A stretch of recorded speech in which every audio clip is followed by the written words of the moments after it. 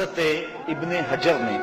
الزواجر کے اندر ایک روایت لکھی ہے، وہ فرماتے ہیں جو شخص نماز ترک کرتا ہے اس کو بہت ساری رسوائیاں ہیں۔ وہ کہتے ہیں پہلی بات تو یہ ہے کہ اس کی عمر میں برکت اٹھا لی جاتی ہے، دوسری بات اس کے چہرے سے صالحین کا نور اتار لیا جاتا ہے، تیسری بات وہ کوئی بھی عمل کرے اس کا ثواب نہیں ملتا اسے، چوتھی سزا دنیا پر اس کو یہ ملتی ہے اس کی دعائیں قبول نہیں ہوتی، اور پانچویں سزا اس کے لیے یہ ہے کہ اس کے لیے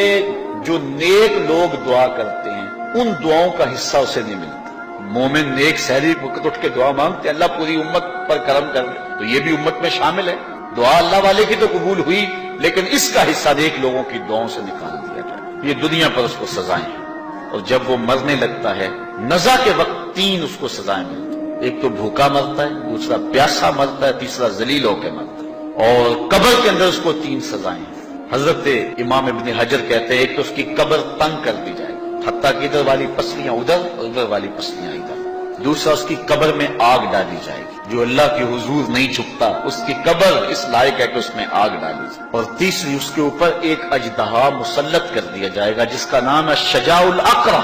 اور جب وہ ڈنگ مارے گا تو 70 گز تک وہ شخص زمین میں دنس جائے گا اور وہ مسلسل یہ ڈنگ مارتا رہے گا، اور کہا کہ تین سزائیں اس کو حشر میں پہنچیں گی، ایک تو اس کا حساب سختی سے لیا جائے گا، دوسرا اللہ تعالیٰ جل شانہ اپنے قہر و غضب کا اس پہ اظہار کرے گا، اور تیسری اس کو سزا یہ دی جائے گی کہ اس کو جہنم میں ڈال دیا جائے گا۔ میں اور آپ آج کی اس بزم میں یہ پختہ عزم کر کے اٹھیں کہ آج ہم خود بھی اور اپنی اولاد کو بھی، اپنے دوستوں کو بھی، میرے والد گرامی فرمایا کرتے تھے جس سے دوستی ہونا اس کی انگلی پکڑ کے دین کی راہ پہ لے آؤ، یہ دوستی کا حق ہے، اس کے لیے آپ بہت کچھ کرتے ہیں لیکن اگر اس کو دین نہیں دیا تو کچھ نہیں دیا۔ کوشش کرو میرا دوست ہو اور جہنم میں جائے۔ والدین بچے کے مستقبل کے لیے کتنی کوشش کرتے ہیں، لاکھوں روپیہ لگاتے ہیں مستقبل ٹھیک ہو جائے، یونیورسٹیوں کے اندر کالجوں کے اندر کتنی بھاری فیسیں بھرتے ہیں، میں نے دیکھا بوڑھا باپ اپنی کمر پہ بوریاں لاد کے مزدوری کرتا ہے، مائیں اپنا زیور بیچ رہی ہیں کہ اولاد پڑھ جائے، میاں اتنا کچھ کیوں کر رہے ہو جی مستقبل ٹھیک ہو جائے۔ یہ مستقبل کتنا ہے 20-25 سال کا، اور جو اصل مستقبل ہے اس کی فکر ہی نہیں کسی، اصل مستقبل تو وہ ہے۔ اللہ اکبر، کسی کا انٹرویو ہوتا ہے لوگ کہتے ہیں جناب دعا کرو کہ اس انٹرویو میں وہ کامیابی سے گزر جائے، میں کہتا ہوں جب قبر میں اترتا ہے پھر کسی نے آ کر کبھی نہیں کہا کہ دعا کرو مشکل گھڑی آ گئی ہے خیریت سے گزر جائے۔ اصل امتحان تو یہ ہے، اگر اس امتحان سے گزر گیا تو کامیابی اور بامرادی۔ یہ تھوڑا سا مستقبل دنیا کا، اس کے لیے ہم کتنے پیسے لگا دیتے ہیں، سب کچھ اولاد کو آتا ہے، ہر شے فر پڑھتے اور بولتے ہیں، دعائے قنوت بھی نہیں آتی ہوتی، تو ہم اپنی اولاد کے لیے دین کا تحفہ اس کو کبھی نہ چھوڑیں۔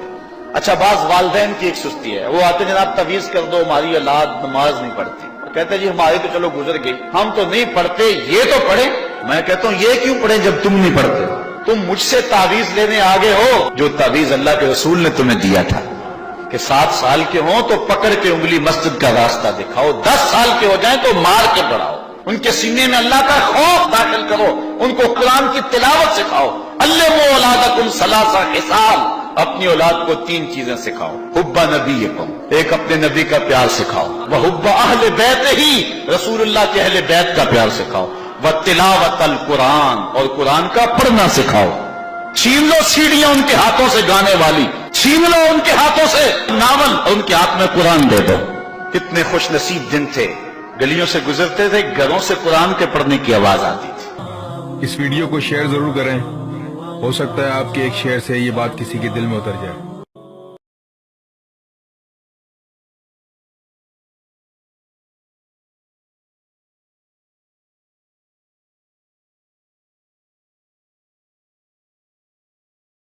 السلام علیکم ورحمۃ اللہ وبرکاتہ۔ اگر ویڈیو اچھی لگی ہو تو چینل کو سبسکرائب ضرور کریے گا اور ویڈیو کو بھی لائک کر دیے گا۔ چلتے ہیں پھر، السلام علیکم۔